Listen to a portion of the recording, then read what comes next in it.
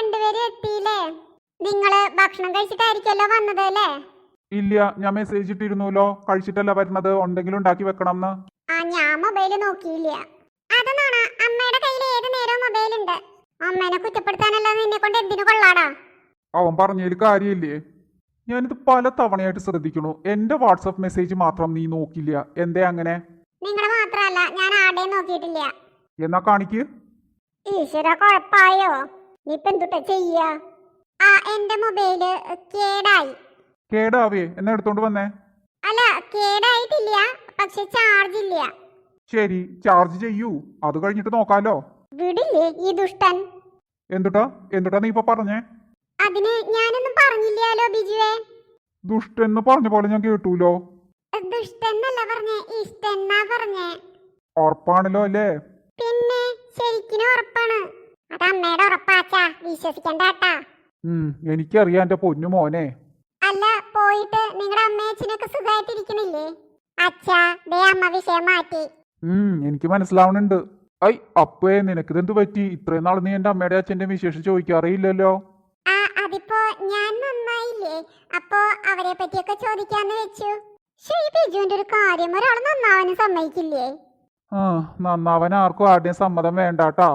പിന്നെ നീ നന്നായ നിനക്ക് കൊള്ളാം, അത്ര തന്നെ. അമ്മ നന്നായ നമുക്ക് എല്ലാവർക്കും നല്ലതല്ലേ അച്ഛാ? അങ്ങനെ ചോദിച്ചു കൊടുക്കും മോനെ. ശരി, ഇനി പോയിട്ട് ചൂടുവെള്ളത്തിലൊന്ന് കുളിക്കണം. നീയും വായോ മോനെ. അച്ഛൻ കുളിച്ചിട്ട് ഞാൻ കുളിച്ചോളാം. പിന്നെ അമ്മേ, വഴിയില് അമ്മയുടെ ഒരു ഫ്രണ്ടിനെ കണ്ടു. എന്റെ ഫ്രണ്ടാ? അതാരാണ് അച്ഛാ? എന്താ ആന്റിയുടെ പേര്? അനന്യ. അല്ല, അനന്യ കണ്ടു എന്ന് പറഞ്ഞപ്പോ നീ എന്താ ഞെട്ടിയത്? ഞാനോ ഞെട്ടി? എന്തുട്ടിന് ഞെട്ടി? അമ്മ ഞെട്ടി, ഞാൻ കണ്ടൂലോ. ഇത് കുട്ടിയിലെ യേശുവിനെ പറയാൻ പഠിച്ചിരിക്കല്ലേ? യേശുനൊന്നുമല്ല, അവൻ ചെറിയ കുട്ടിയല്ലേ, കാണുന്നത് വിളിച്ചു കൂവും. എന്തായാലും ഞാൻ ഞെട്ടിയിട്ടില്ല എന്നുള്ളതാണ് സത്യം. ഇനിയിപ്പോ ബിജുവിന് ഞാൻ കള്ളം പറയണ ആവാം. അപ്പൊ ഇപ്പൊ സത്യത്തിന്റെ പേര് കള്ളം എന്നായി. ഒന്നും വേണ്ടേ, ഞാൻ കുളിക്കാൻ പോവാണേ. അല്ല ബിജു, നീയില്ലേ അനന്യ, അവള് എവിടെയാണ് താമസിക്കണേന്ന് വല്ലതും പറഞ്ഞോ? ഇല്ല, ഞാൻ പേര് ചോദിച്ചപ്പോ തന്നെ അവള് പറഞ്ഞത് അനന്യ എന്നല്ലാന്നാണ്. അപ്പോ അത് അവളായിരിക്കില്ല, ആള് തെറ്റിയതാവും ബിജുവിന്. പണ്ടേ പലരും പറയാറുണ്ട്, വർഷങ്ങൾ കഴിഞ്ഞാലും മെലിഞ്ഞാലും തടിച്ചാലും ആളുകളെ എനിക്ക് പെട്ടെന്ന് തിരിച്ചറിയാൻ പറ്റുമെന്ന്. അതുകൊണ്ട് എനിക്ക് ആളെ തെറ്റിയിട്ടില്ല. ആന്റിയുടെ കൂടെ ഒരു കുട്ടി ഉണ്ടായിരുന്നു, അതും പറഞ്ഞു അനന്യ എന്ന പേരെന്ന്. കുട്ടി മാത്രമേ ഉള്ളൂ?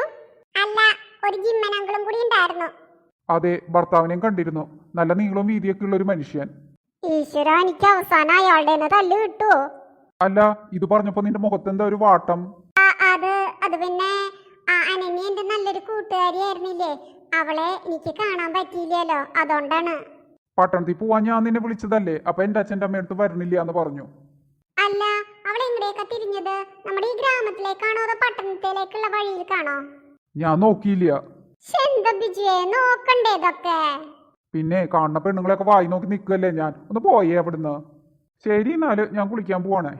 അയ്യോ അച്ഛാ, എന്നെ ഇട്ടിട്ട് പോവല്ലേ, അമ്മയുടെ മോൻ കണ്ടിട്ട് എനിക്ക് പേടിയാവണു. എന്നാ വായോ, നിന്നെ കുളിപ്പിച്ചിട്ട് ഞാൻ കുളിക്കാം.